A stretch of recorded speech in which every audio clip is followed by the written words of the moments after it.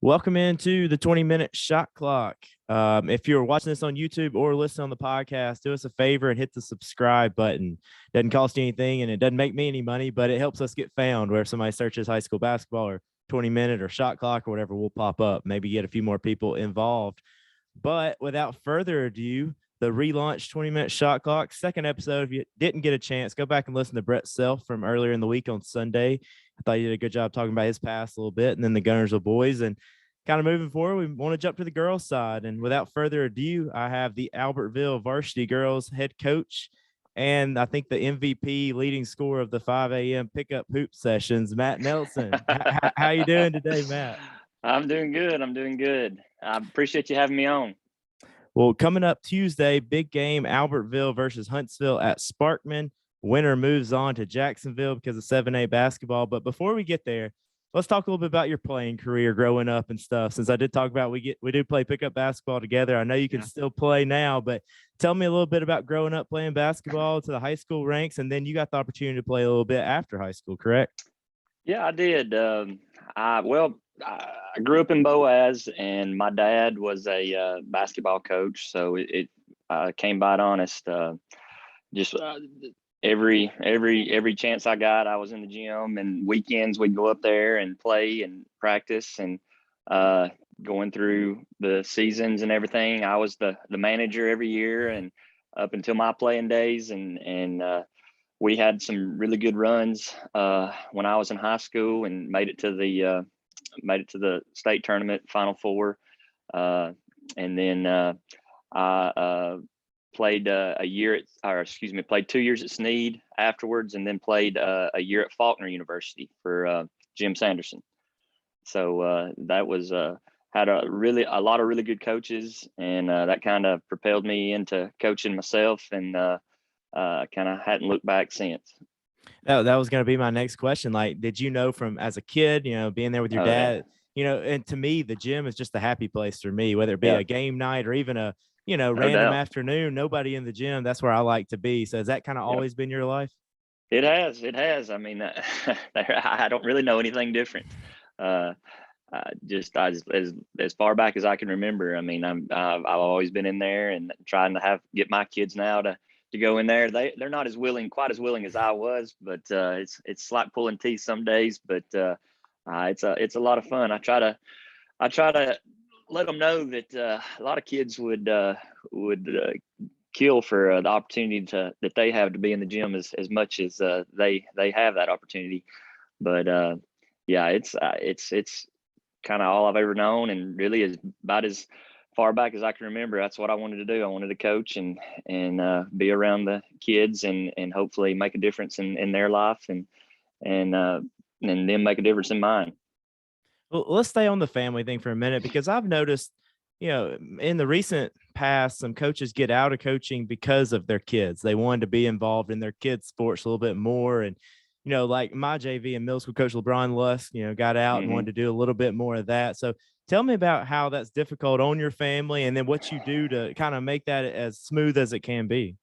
Yeah, that's definitely a big deal here in my family as well, and one of the reasons why I try to get them up there as much as possible, because I know my son, they play over at the rec center, and they play every Tuesday night. So unless they play the late 7:30 game, and it just so happens that we're a home game for us, I don't really get to see him.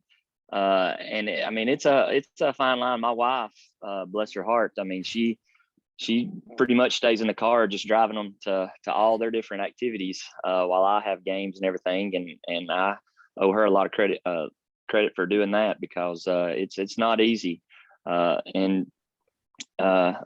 They definitely get opportunities to be in the gym, but a lot of times they don't have much of a choice, because that's where we're at. And but it's definitely a lot of coaches get out of it because of it, and I definitely see why. Because from October to February, I mean, it's something every day. Yeah, and you asked for that kind of commitment from your players, and so you got to do it too. I get it. So let's jump into your coaching career a little bit. Before you made it to Albertville, was DAR your only stop out of college before you got to Albertville? Yeah, out of college it was. And I helped my dad when I was in college. He coached the middle school boys at Boaz, and I helped him. And I guess my senior year of college, he let me have the 7th grade boys, and from there finished up and then got a job at DAR and coached the 9th grade and JV boys there for my first 3 years. Which, I mean, I was very honored to do that, because a lot of coming out of college right there, a lot of people start middle school, and I got to go straight into high school, and that was a really good learning experience for me. And then after that, just I talked to Coach Harding and came over and started the 7th grade boys, and then after 3 years, that's when LeBron got out, and he gave me the JV boys, and I did that for 3 years, and then got this girls job. So talk to me about the girls' job then. Had you ever even thought about coaching girls basketball? Had you always been on the boys' side, and did you just want to stay at Albertville, and so that was a good opportunity, or would you even have looked at other places and you're interested in girls basketball? Yeah, it was a kind of a mixture of all that. I really hadn't. I knew that there was a good bit of talent coming up on the girls' side, and being under Coach Harding, and we had a lot of success with the JV boys.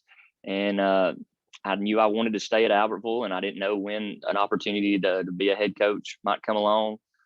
So I took it and was honored to get that job. And really, the players that I've coached, I mean, I couldn't ask for any more. The girls, they've been great, and love them to death. And we've had a fair amount of success, and hopefully we can keep it going. Is this year 5 for you? Do I have that correct? Yeah, this is my 5th year on the girls' side.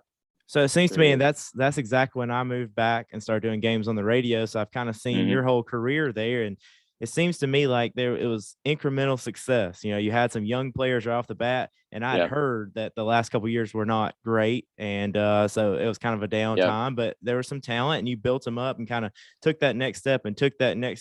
What was it about that group that you saw in them that you wanted to take that journey with them? And just tell me about that ride, just getting better and better those 3 or 4 years.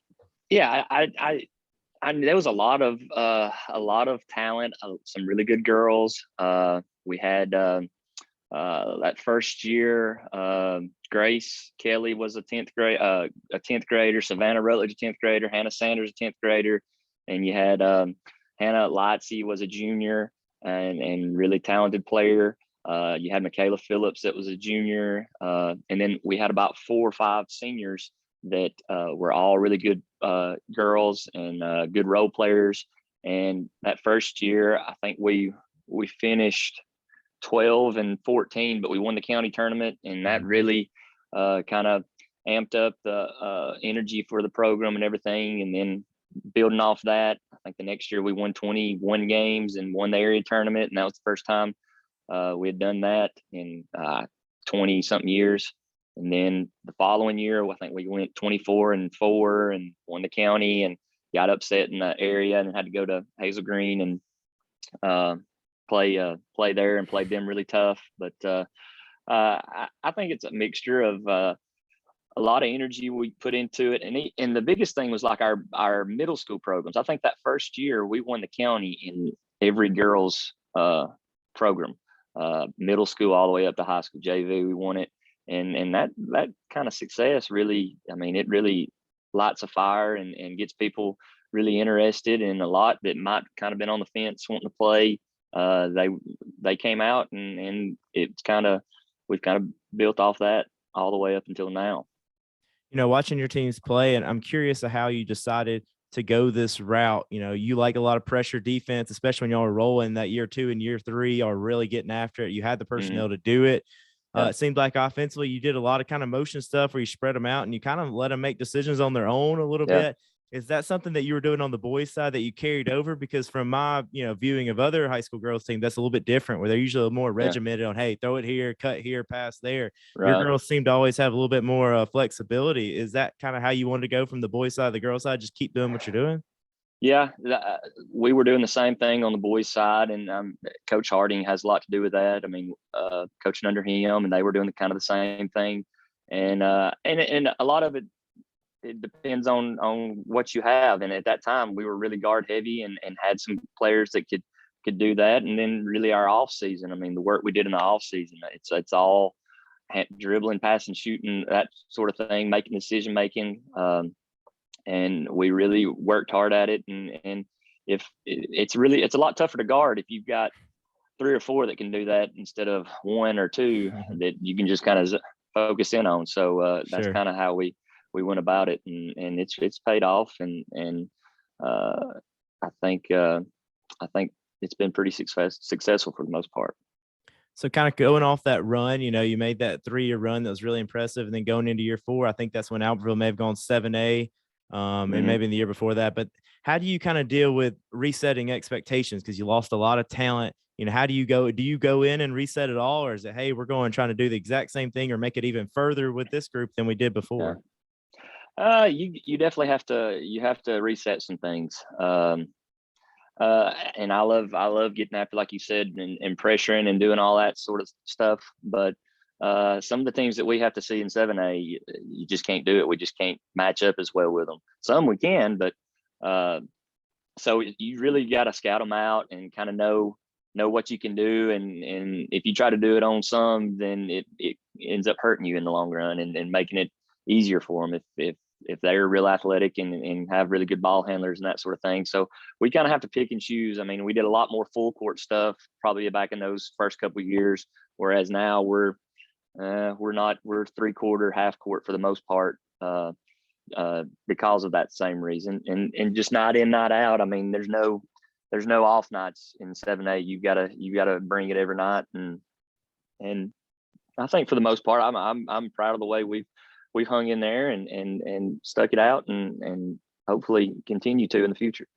So let's kind of jump to this year's team, because I think you're right. I've really enjoyed watching this year's team because they just seem to play their hearts out every single night. Yeah. You don't really question effort. But going into the season, what are your expectations of this team? What are some kind of team goals when y'all are looking into October and getting ready for this one? Well, I thought we had a really good chance to have a good year. I mean, it's the same goals as every year. I mean, we wanted to try to get to 20 wins. We wanted to win the county tournament, and we wanted to try to host area. If not, be right there at the top 2 seeds. But we have 3 seniors coming back, and they are all great girls. And then we had several. I think we had 7 total coming back from last year's team. And so we had some people that had some experience, and just kind of getting them to the next step in their basketball careers. And then we had a couple of younger ones that we pulled up, but really I knew we had a chance to be pretty successful this year, and I think we've done that with a lot of unexpected injuries and that sort of thing. So I'm very proud of kind of where we're at. Yeah, ton of adversity this year, sickness, injuries, just shuffling personnel all year. It seems like you want to play fast, you want to pressure, and you got 7 or 8 at most bodies out there the last couple of weeks. Yeah, that makes it a little more difficult. It definitely does. Well, let's jump into Sarah Rutledge a little bit. She was a player that was young on those teams going up, and you could see right off the bat she was competitive. And as even like a 9th grader, you're like, she can make a little bit of noise. Now she's a senior, and watching the county tournament with that Gunnersville team with a lot of talent, I'm taking Sarah Rutledge right there with anybody in the county, the area, anything. She's just so competitive and such a good basketball player. Just tell me about her career a little bit. Well, it seems like she's been with me for about the last 12 years. She's, as soon as I got there on the girls' side, I think she was an 8th grader, and she played up on JV. And I mean, the next year on varsity, she came in and really kind of, it was different for her. The speed of the game picked up, and she still played a lot of minutes for us. And then the next year, as a 10th grader, she started on that team that went 24-4, and really kind of a lot came on, and she's just picked it up ever since. Last year, she was our leading scorer, and this year the same. And I mean, she's really difficult to guard. She has a lot of speed, can make outside shots, and I mean, this year she's.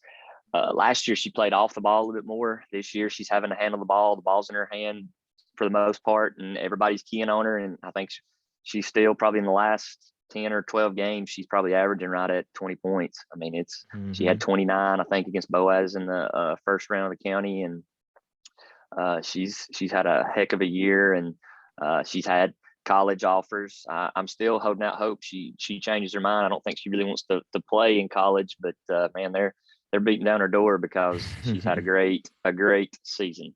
That was my next question. I didn't know if it was another sport or basketball or what, if Sarah was going to continue to compete and play something in college. So we'll be keeping an eye out for that for sure. Definitely.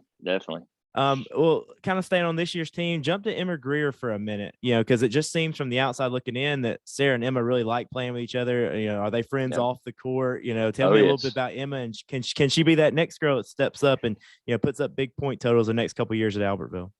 Yeah, she definitely can. I mean, she's got all the tools, and her and Sarah are really good friends. And I mean, her biggest thing is just confidence. I mean, she can have really good games and score 20 plus points, and it's just really consistency. She kind of gets down if her shot's not falling early, and kind of gets frustrated. But I mean, she's a really good player, and she can shoot it from anywhere. And that's kind of our next level with her and she's done it several games, and especially here we played Grissom other night, and even when we played Sparkman the game before, and she did a really good job of driving in there. She's got to develop that next step of her game. Everybody knows she can shoot it, and now she's got to be able to put it on the floor and drive it when they get up into her and make it difficult for her. But she's a great girl and going to be a really good player. I mean, she's another one. She's been on varsity since she was an 8th grader, and I mean, she feels like she's one of my kids because she's around so much. I mean, we're constantly working with her, and she's wanting to get better and staying after practice and working, and she really loves it, and that's what, as a coach, you love to see. I meant to ask this a minute ago, but Matt, tell me the difference in coaching boys and girls. I know it seems like an easy question. It should be very similar. Is it, or are there some pretty big differences? As far as on the court stuff, it's not that big a difference. I mean, a lot of as far as girls, I mean, they're more attentive for the most part, I would say, and they'll do anything for you. They don't want you to get on them because they want to make you happy, and then they don't like to get yelled at. I can tell you that much. Even though they get yelled at every day by me, but that really the biggest difference is just kind of off the court. I mean, it's a lot more back in the locker room. On the boys' side, you're wanting everybody to stay focused and not get crazy and loud and all that. Girls, I mean, that's just part of it. I've kind of the first couple of years I'd get upset about it, but that's just kind of how girls are.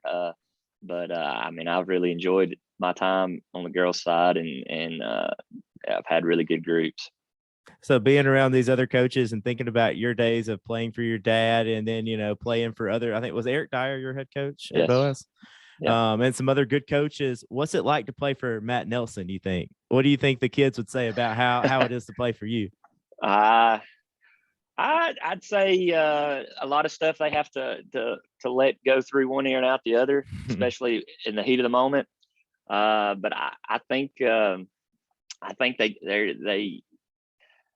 they may get yelled at. They may get that, but I think in the long run, I think they understand that I care about them, and I think that when I'm on them, they know it's because I love them and want them to be the best they could possibly be, and hopefully they enjoy playing for me, and they want to play as hard as they can possibly play, because that's kind of what we strive to do, and really get after it and fly around and make it as fun as possible. A lot of times, because the other team, we may have to slow it down and set up every chance we get and run 150,000 plays, but that's not the way I want to go. I want to pressure. I want to get out and run and do that sort of thing. And to me, that's kind of the funnest way to play, free and kind of like, I'm not an Auburn fan, but it's very, very fun to watch how they get up and down and get after. The exact same thing, Matt. I did want to say it too, but I almost said I can't imagine it wouldn't be fun to play for you, because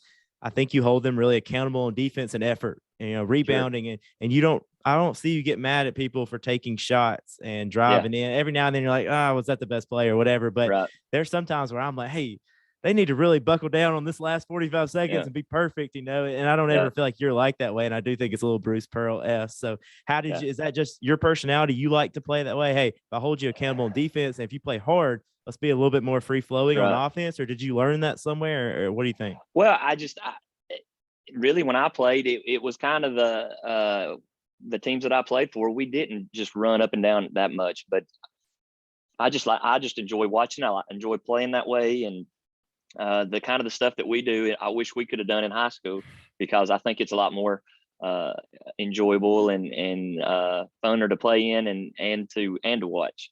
I'm with you. And growing up with my dad, I mean, he was the same way. He coached JV at Boaz, JV boys, and I mean, he wanted to get out and push the ball and fast break and pressure, and it's just a better product in my opinion. Well, before we jump to next week's game, you know, on that note, tell me about Dylan Bennell and the new Albertville boys coach. He seems to get out and play that exact way, if not even up another level. He wants to get out and run and have a good time. What's it been like getting to know him, and what do you think of what he's done with the program in his first year? I think he's done a great job. He works very hard at it. I think the kids like him. I think the different stuff that he does, like you just said, I think it fits us, and I think we hired a really good guy, and I think he's got a bright future ahead of him. So let's move on to Tuesday night. Albertville, Huntsville. This will be the third matchup, very even matchup going into last year and this year. You know, how much film do you even watch of the last year matchups? And just tell me about playing a team that at this point, it's almost like playing Boaz. Like you played them so many times, you kind of know their personnel, the girls know. Yeah. How does that make it different preparing this time for this big kind of one game season? I think the biggest thing is going to be, we kind of know what they're going to do as far as scheme wise. It's really about us getting better, and in both games, really. The game we played up here that we won, we were very fortunate to win because we missed, I mean, so many opportunities. I mean, layups. I think we shot 8 for 25 from the free throw line, and I mean, you do that, and there's not many times you come away with a victory. And I really think I think that if we can eliminate some of the dumb plays, the free throws, at their place last week, they really killed us inside, and really not the ones that we thought we had to worry about as much. It was just kind of toughness type stuff, and just offensive rebounds and putbacks, garbage type stuff. If we can eliminate that, I think we have a really good chance to win. Last year, I mean, they played the same style, but I think they had like 7 seniors last year, and then they had really their next probably best player, I think, transferred to Mae Jemison, and then they got a couple from Mae Jemison, and then they have the guard that is an 8th grader that, wow, she's very impressive, and she's had a really good year. I think she's averaging 20 plus points.